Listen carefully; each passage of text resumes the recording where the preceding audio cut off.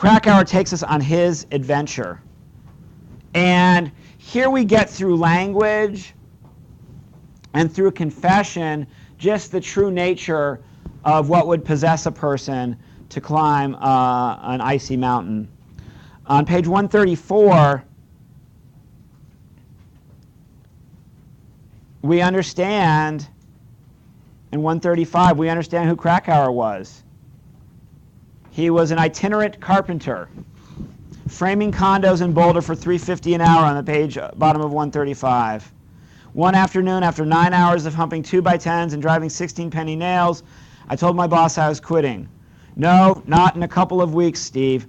Right now was more like I had in mind. That's like the typical male fantasy, like quitting the job and telling the boss that afternoon and just walking off the job. Flying the proverbial bird to the boss and just, giving him the 10-4 and hitting the road. And that's exactly what the young Krakauer, our author describes himself doing. But before that, we get the sense of where this is based on page 130 and 134 and 135. I think critical passages here. He describes himself as willful, self-absorbed, intermittently reckless, and moody. And he describes himself as a confusing medley of court fury and hunger to please, an undisciplined imagination, meaning he had a vivid imagination, but he couldn't stay focused long enough, except on climbing. Today I've met people that they can't stay focused on anything except, World of Warcraft, in the same way that he describes climbing. But basically he needed something, or maybe it's sports. I don't know, Newt. Maybe it's basketball. Maybe maybe it's everything for you. But maybe there's that one thing. Krakauer had this thing on the bottom of page 134. Climbing mattered. The danger bathed the world in a halogen glow that caused everything. I've got this quote. I'm going to throw it up for you guys on the screen as well.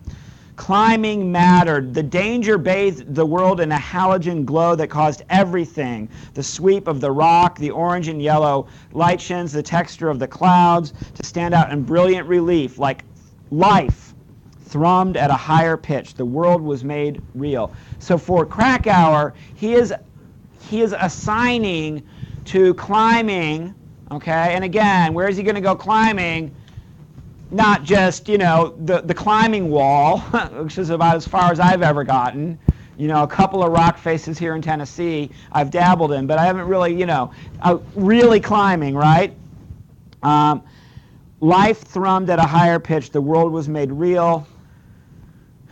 The danger bathed the world in a halogen glow that caused everything to stand out in brilliant relief. And so he's going to assign to climbing what other writers have assigned to drugs, to God, and to sex. To these experiences that were epically transcendent, all right? Where all of a sudden the mundane of the everyday, workaday world all of a sudden didn't matter anymore. The 9 to 5, Monday through Friday, 8 a.m. to 4 p.m. world, all of a sudden, or whatever, that just day by day American existence all of a sudden didn't matter. I'm out here in the middle of nowhere.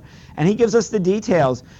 He gives us the juice. And like McCandless, he realizes his foolishness was fueled by books. And and maybe that's one of the reasons why I wanted to read this book with y'all this semester, is because here's a book about young people. Y'all are young. I'm not anymore. This is a book about young people getting inspired by books. And I again say, I don't, none of you, maybe some of you will climb something like this, but I don't want anybody to do anything. Don't go break the law. Mr. Andy said we got to go, run away and do all this crazy stuff.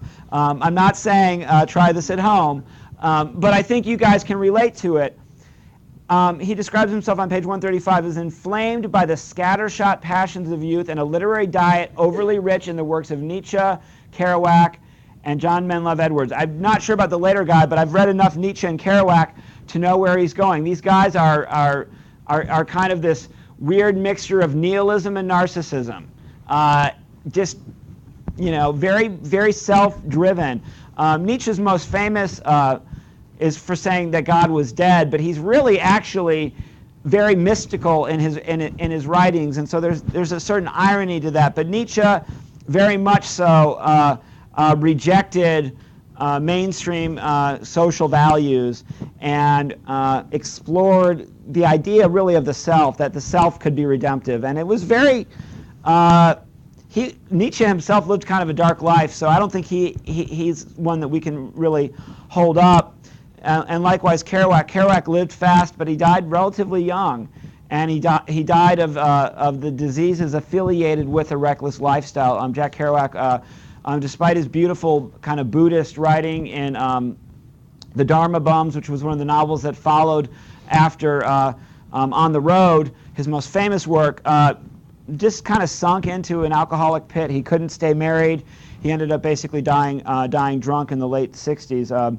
His peers, some of his peers from the Beat generation, outlived him many, many years, decades after that. We'll get more into a little bit more into the Beats when I teach you about my friend Ann Waldman later in the semester, and Stephen Taylor. So I think it's pretty indulgent of Krakauer to go on this tangent, but it gives us enough of a background for what's going on, and just the details of his writing. You know, spending the last $150 on a plane drop on page 140, or describing his rations as they're running low, a single chunk of cheese, the last package of ramen noodles, and a half a box of Cocoa Puffs. So we can relate to his description of what's in his tent pantry. And again, on page 143, he again emphasizes what, again, I've suggested he's seeking and climbing that other rebels have sought in other forms of rebellion. And I mentioned religion. Some people, and maybe you don't see religion as rebellion, but a mystical experience. I've mentioned religion, I've mentioned sexuality, and I've mentioned the whole drug and alcohol issue. But on page 142 and 143, he really hits stride again to describe the rush and the buzz that he gets out of this experience.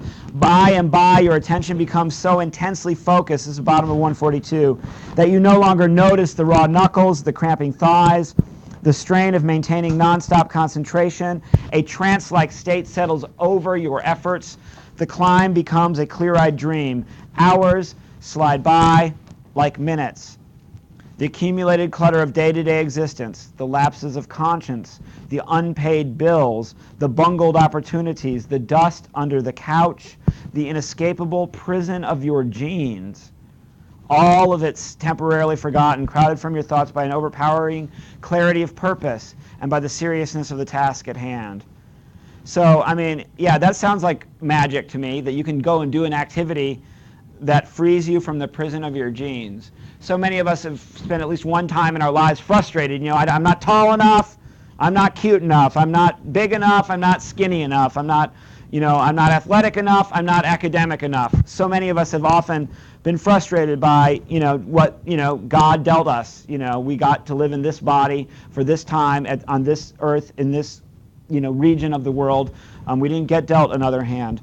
And he claims that for him, this experience of adventure frees him from that.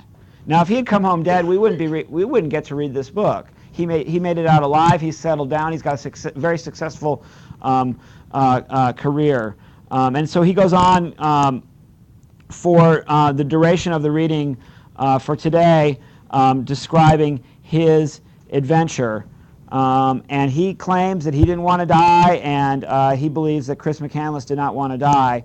And the remainder of the reading that we have for Wednesday is going to cover Krakauer's theory that Chris McCandless did not want to die, that he did want to make it out alive.